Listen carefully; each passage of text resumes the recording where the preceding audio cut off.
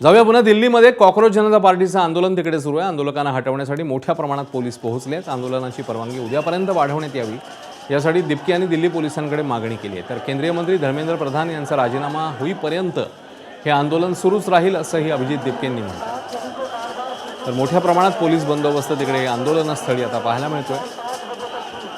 Cockroach जनता पार्टीचं हे आंदोलन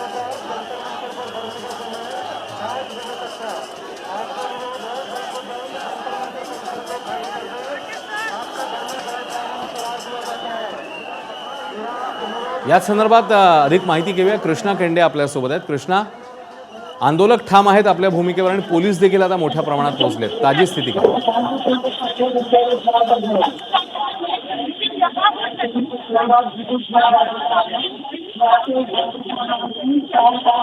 कृष्णाशी आपण बोलणारच आहोत, पण ही थेट दृश्य आपण बघताय। मगासपेक्षा पोलीस बंदोबस्तामध्ये आपल्याला वाढ झालेली दिसते।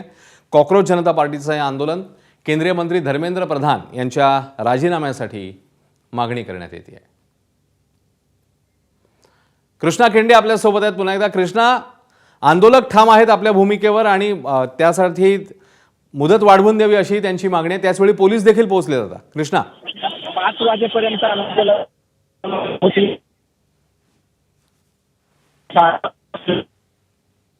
रिकामा करण्याच्या सूचना या ठिकाणी पोलिसांनी दिलेल्या आहेत आणि आता आपण पाहतो की पोलीस हे ग्राउंड या ठिकाणी करण्याची प्रक्रिया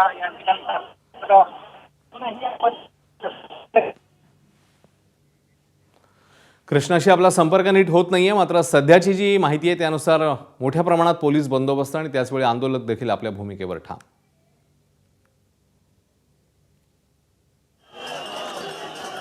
कॉकरोच जनता पार्टीचं हे आंदोलन अभिजित दिप्केंच्या नेतृत्वाखाली आणि आणखी आंदोलनासाठी परवानगी द्यावी, मुदतवाढ द्यावी अशी मागणी आपण ही दृश्य या ठिकाणी पाहतो आहोत। पोलिसांचा मोठा फौजफाटा या ठिकाणी तैनात करण्यात आलेला आहे आणि हे ग्राउंड पोलिसांच्या वतीनं रिकामं करण्याचे प्रयत्न सुरू आहेत। शिट्या वाजवल्या जात आहेत आणि सूचना केल्या जात आहेत की हे ग्राउंड या ठिकाणी आंदोलनकर्त्यांना रिकामं करावं। मात्र आत्ताही अभिजित दिप्के व्यासपीठावर आहेत आणि अजूनही ते ठाम आहेत की अशा पद्धतीचं हे आंदोलन हे उद्यापर्यंत चालू ठेवू। मात्र पोलिसांच्या वतीनं आता हे ग्राउंड रिकामं करण्याच्या सूचना दिल्या जात आहेत। अश्विन,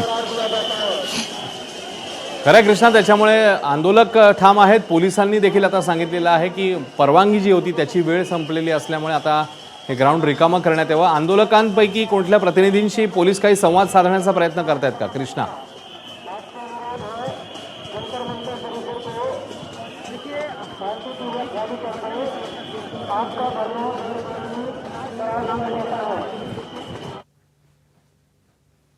तर कृष्णाशी आपण संपर्क साधणारच आहोत। तुर्तास धन्यवाद कृष्णा या माहितीबद्दल। ही थेट दृश्य आहेत दिल्लीमधून, आंदोलनस्थळी कडेकोट पोलीस बंदोबस्त।